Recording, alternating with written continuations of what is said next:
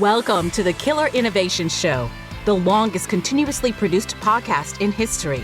Each week, Phil McKinney brings you the insights and strategies to amplify your creativity and innovation skills. Here's your host, Phil McKinney. Hey, welcome back to the next episode of the show. We are back on the bus, coming off of a 2-week vacation with family, my grandkids. Did a cruise out of Seattle here and going up to Alaska. Phenomenal. One of the side benefits of this vacation, other than just the craziness of taking 16 people onto a cruise, was the fact that I disconnected from everything. Didn't take advantage of any broadband made available on the cruise. I did check basic emails on basically 3G or LTE when you're in some of these more rural towns around Alaska, but for all intents and purposes, offline. So the benefit from that, and I mentioned this in one social media post because I did post a few pictures from the cruise over on the social media accounts, Instagram and Facebook pages primarily, was how much I was enjoying this digital detox. And I want to talk more about this. In the innovation and creativity space, your ability to disconnect at times is absolutely crucial. It is critical to disconnect.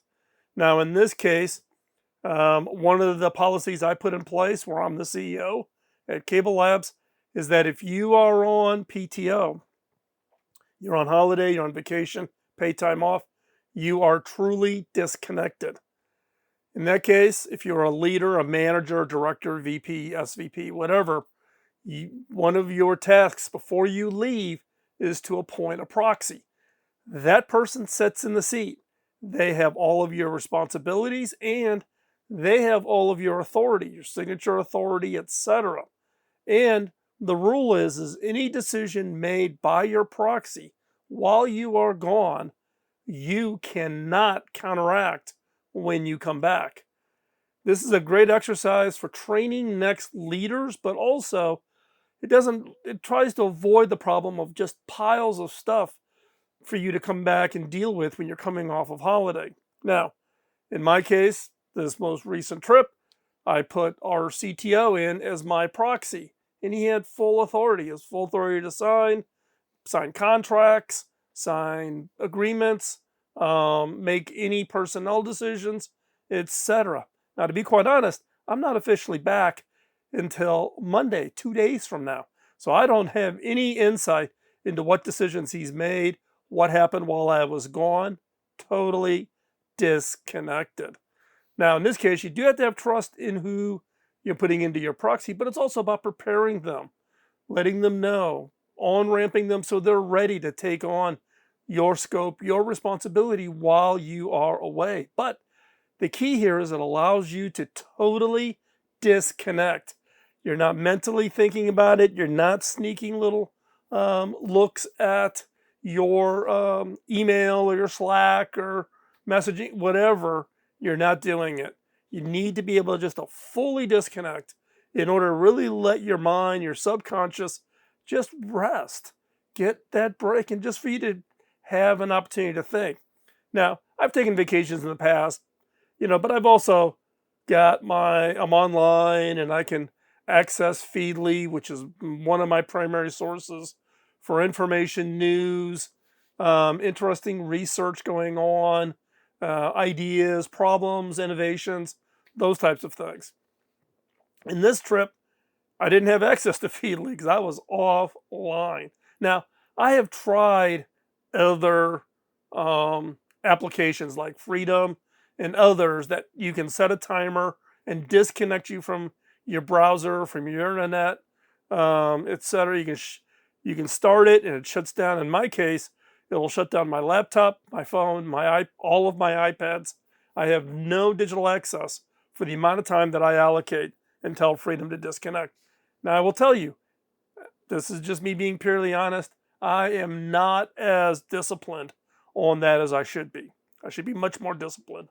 However, what one piece of advice that I would give you if you truly want to go through a digital detox, totally disconnect, is take advantage of going to locations, going to places where you do not have internet access.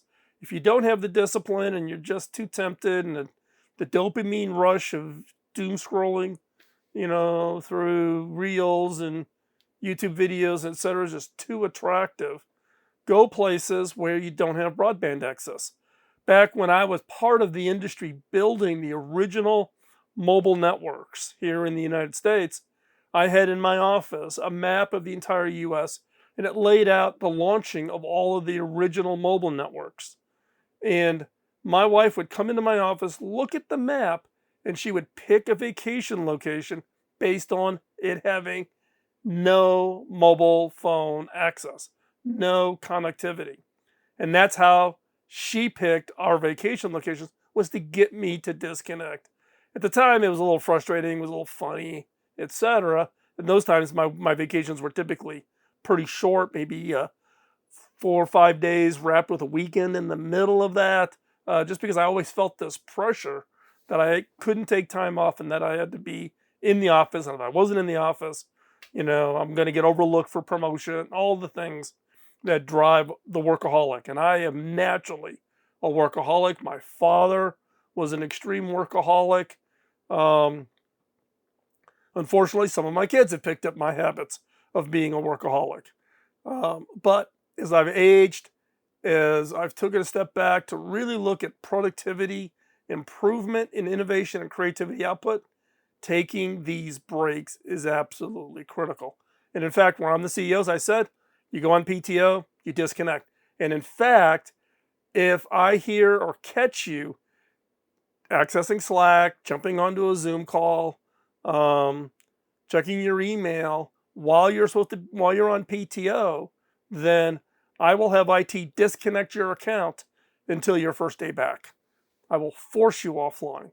I get the organization, we as a company, we get more value from our staff taking true PTO and having them come back refreshed, more creative, better ideas than we ever get if they are constantly, sneaking in a couple days here and a couple days there, etc. The other policy we put in place where I'm at may or may not work. And if you're interested, reach out to me and I can explain to you how this works, is unlimited vacation. A lot of companies claim to have unlimited vacation, but they really don't have unlimited vacation. And we wrap it in with our PTO time, our time off, sick, taking care of kids. Plus, we have a hybrid work environment. You can be in the office all the time. You can be remote. You can be things in between. You can be part-time remote, part-time in the office, to give our staff the most flexibility so that they can balance, which also takes the stress off, frees them up, and get used to the fact that they don't have to be seen to be counted. And so that was one of those objectives. But again, the ability for someone to maybe take a 3-week trip with their family and be offline and be disconnected, or take a month off to go take a once every 5-year reunion or something. You don't have to worry about, oh my gosh, am I going to get permission? Do I have to ask? Those kinds of things. We do coordinate, we do align and make sure projects and programs don't slow down, don't get impacted. But I am the firm believer that time off pays back in spades. So what I would encourage you is find that balance, take the time, and when you take the time, disconnect, because the digital detox, that amount of time it takes for you to unload all of the normal habits of constantly checking your email and watching YouTube videos and Snapchat or whatever it is that feeds you, being forced to disconnect and not do that, it's about a 2-week process to truly go through that digital detox. So I would encourage you at least once a year to go through a digital detox, and then look at rebalancing how much screen time you have. Use those apps, shut it down so that you can focus on writing, creating, inventing, doing your artwork, doing whatever it is, do that. Find that time. So, as we wrap up here, I'm going to close out this episode. I'm just going to try to keep this relatively short. I always say that, but we're already at 10 minutes. So I don't know what it is about 10 minutes. They all tend to be 10 minutes. But hopefully you're taking some time off this summer. Take your breaks. I'm going to go outside. I'm going to enjoy a nice afternoon in the sunset here in the Olympic Peninsula in Washington, overlooking Canada. And just be thankful and be appreciative of my days and what I have here and what I've been blessed with. Hopefully you do the same. Take that time, refresh your subconscious, feed your creativity. Your output, your impact will benefit from that. So with that, don't forget, if you got a question, comment, you want me to cover something or something's not clear, post it in the comments below. And subscribe. Hit that subscribe button so you don't miss any of the future episodes. And with that, and remember, we're on about every other week here or so through the summer, depending on timing and availability. But keep working on your ideas. Take that time off. Write them. Get your idea notebooks out. Keep generating those ideas. Come up with that one idea that is going to be transformative, and go out there and change the world. Bye-bye. Podcasting nonstop since 2005, this has been the Killer Innovation Show on the Innovators Network.